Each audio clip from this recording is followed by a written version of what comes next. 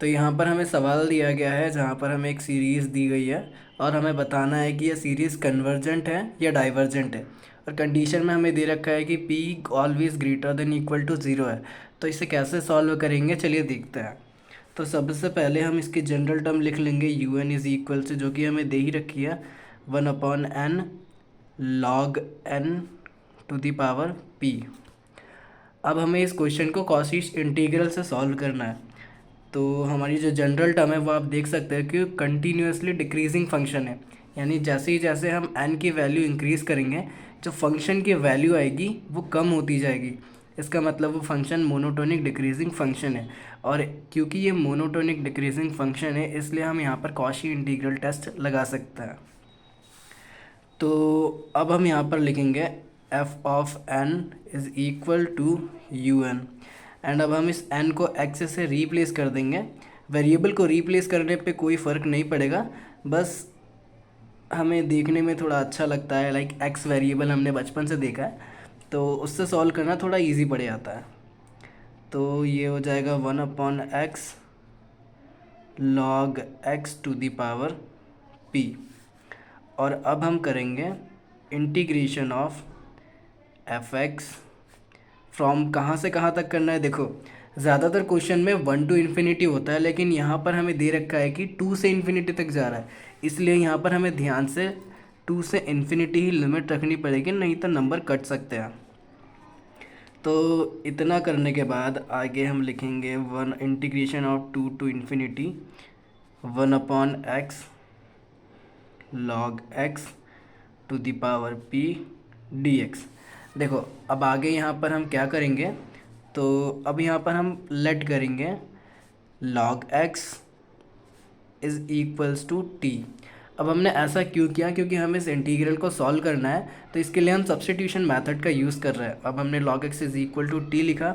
अब हम दोनों साइड डिफ्रेंशिएट कर देंगे, differentiate both sides with respect to x। तो अब हमारे पास आ जाएगा 1/x is equals to dt upon dx।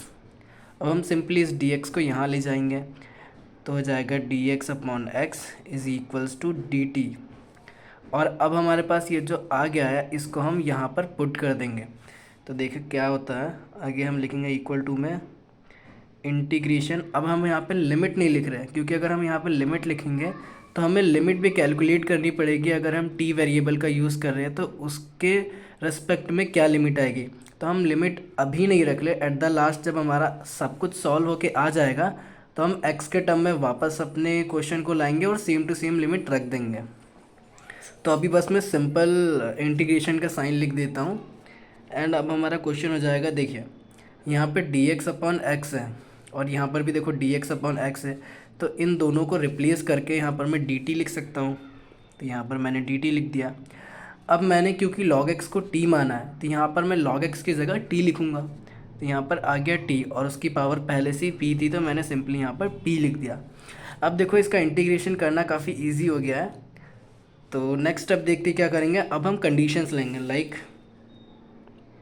If p is equals to 1। अगर p 1 होता है तो भाई क्या इंटीग्रल आएगा। तो हमारे पास अगर p की वैल्यू 1 होती है तो ये हमारे पास इंटीग्रेशन हो जाएगा dt upon p, simple integration. तो अब आपको पता होगा 1/x का इंटीग्रेशन क्या होता है, सॉरी ये dt अपॉन p नहीं होगा, dt अपॉन t होगा। तो अब इसका इंटीग्रेशन तो वैसा सबको पता होगा, log t होगा, हो गया log t।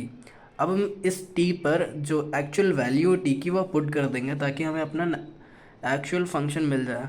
तो यहाँ पर ये हो जाएगा log x। अब यहाँ पर हम लग देंगे लिमिट, और हमारी लिमिट क्या थी, एक्चुअल लिमिट। यहाँ पर हमारी लिमिट थी 2 to इन्फिनिटी, तो हमने यहाँ पे रखा 2 to इन्फिनिटी। तो देखो अगर मैं यहाँ पर पहले वाले में लिमिट रखूँगा इन्फिनिटी तो ये log x इन्फिनिटी हो जाएगा, और क्योंकि ये इन्फिनिटी हो गया तो log इन्फिनिटी भी इन्फिनिटी हो जाएगा। अब आगे कोई भी फाइनाइट नंबर आए या ना आए उससे तो कोई फ़र्क पड़ता नहीं, क्योंकि हमें एक बार इन्फिनिटी मिल चुका है, यानी ये जो पूरे फंक्शन की वैल्यू होगी वो भी इन्फिनिटी हो जाएगी। तो यहाँ से हमें मिल गया कि भाई ये इन्फिनिटी है। अब दूसरे केस में चेक करते हैं। अगर हमारे पास p इज़ इक्वल्स टू 0 होगा तब क्या होगा? तो इस केस में is equals to integration of dt upon, अब मैं क्या लिखूँगा देखो, यहाँ पर हमें t to the power p है। अगर p की वैल्यू 0 हो जाएगी इसका मतलब यहाँ पर पूरा 1 से रिप्लेस हो जाएगा।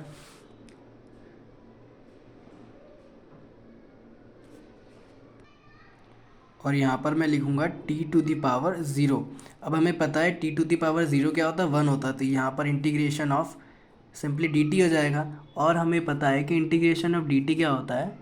सिंपली t होता है। और हमने t को क्या माना था? log x। तो हम t की जगह लिख देंगे log x। अब हम यहाँ पे लिमिट रख देंगे टू इन्फिनिटी। अब देखो, क्योंकि हमारे पास इन्फिनिटी आ चुका है यानी ये पूरा होने वाला है इन्फिनिटी। माइनस में log 2 आए या ना आए उससे तो कोई फ़र्क पड़ता ही नहीं है।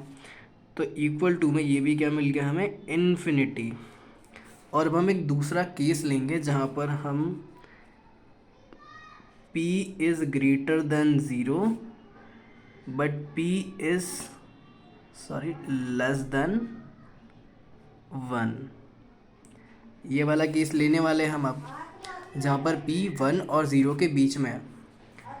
तो अब क्या होगा? Is equal to integration of d t upon t to the power p is equals to log t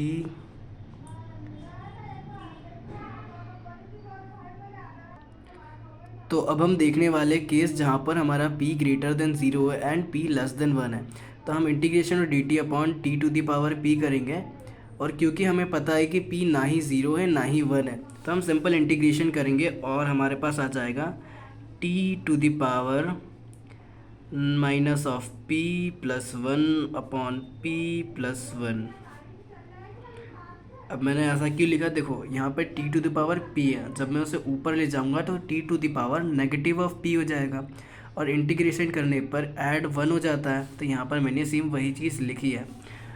अब मैं t में रिप्लेस कर दूँगा जो एक्चुअल t की वैल्यू थी जो कि है log x।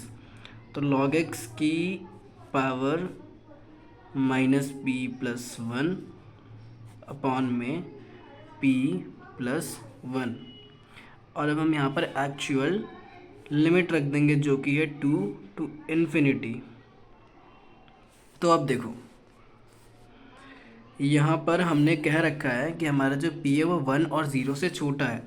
यानी अगर मैं यहाँ पर p की कोई भी वैल्यू लगता हूँ तो वो 1 से छोटी ही रहेगी। यानी हमारा जो log x है वो हमेशा ऊपर ही रहेगा न्यूमरेटर में, वो कभी भी डिनोमिनेटर में नहीं आएगा।